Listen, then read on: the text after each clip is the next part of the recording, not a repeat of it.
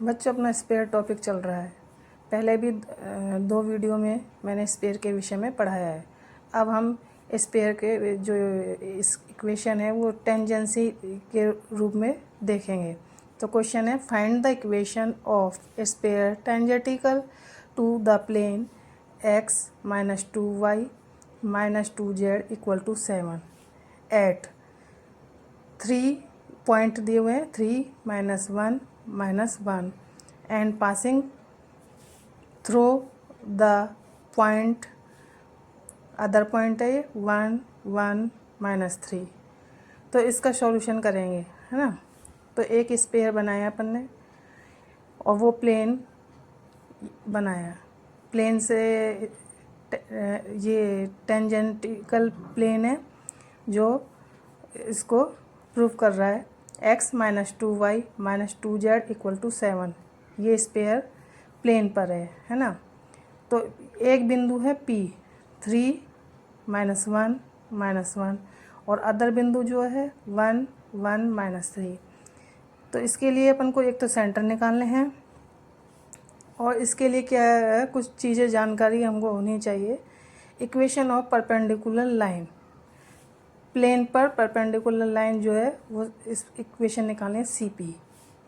Find the centre, centre find करने और फिर सेंटर फाइंड करने के बाद हमें उनको कैसे K लिखने के बाद R निकालनी है, उसकी त्रिज्या, डिस्टेंस, दूरी भी निकालनी है।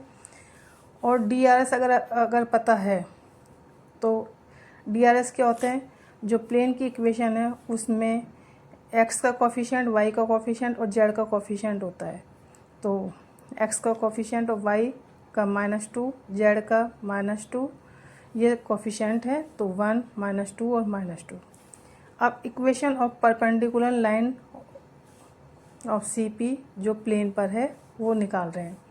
तो इसकी इक्वेशन क्या है, x - x1 upon a = y - y1 upon b = z - z1 upon c। तो x - x1 क्या है 3 और a अपना कोफिशिएंट है, y प्लस, अब ये क्योंकि माइनस साइन है और यहाँ पे जो पॉइंट्स है वो भी माइनस का है तो माइनस माइनस प्लस हो गए, तो y + 1 अपॉन -2 ये -2 = z + 1 अपॉन -2 और इसको एक अपन ने K कॉन्स्टेंट राशि दे दी है। इससे x y z के मान निकाल लिए। अब x y z के जो मान निकले हैं वो अपने सेंटर पॉइंट हो गए। तो सेंटर पॉइंट हो गए तो K + 3 -2K - 1 -2K - 1 ये सेंटर पॉइंट हो गए। अब K का मान निकालने के लिए क्या करेंगे, अपने पास एक पासिंग थ्रू पॉइंट दिया हुआ है, एक टेंजेंट प्लेन पर पॉइंट दिया हुआ है। तो इससे क्या है, CP = CQ रख देंगे। तो CP का मान और डिस्टेंस फार्मूले से निकाल लेंगे, CP का मान और ये CQ का मान। तो ये मान अपन ने निकाले हैं। तो इसको निकालने पर ये आया K² + 4K² + 4K², K² + 4, इसको खोलने पर ये इक्वेशन बन गई, है ना। तो 4K = 12 यानी कि K का मान आ गया अपना -3।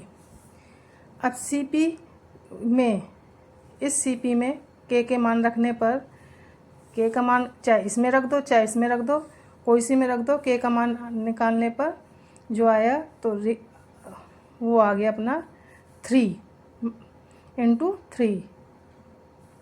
K की जगह अपन ने क्या रखा -3। CP को हल करेंगे तो 9K² आया और 9K² का अंडर हटाया तो क्या आया अपना 3K, और 3K इंटू में K का मान रखने पर -3 यानी कि -9। CP के मान क्या आ गया -9, जो कि अपनी क्या है, रेडियस है। और रेडियस पॉजिटिव में होती है हमेशा, नेगेटिव नहीं होती। इसलिए अब रेडियस आ गए, सेंटर पॉइंट आ गए अपने, सेंटर पॉइंट K के मान इसमें सेंटर में रखने पर 0 5 5 आ गए।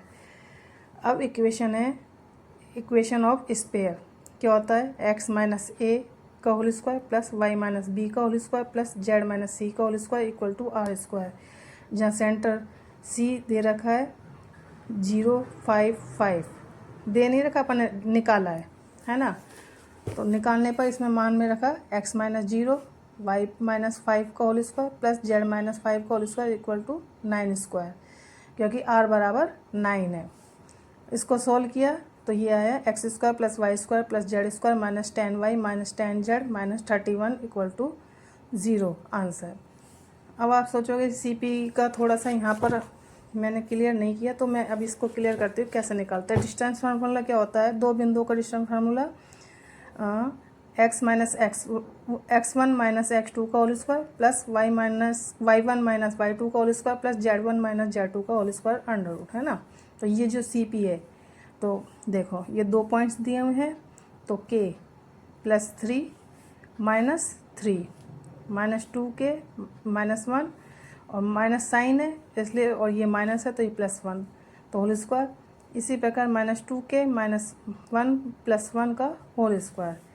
तो CP इक्वल टू हो जाएगा k square plus 4k plus 4k, solve करने पर k स्क्वायर।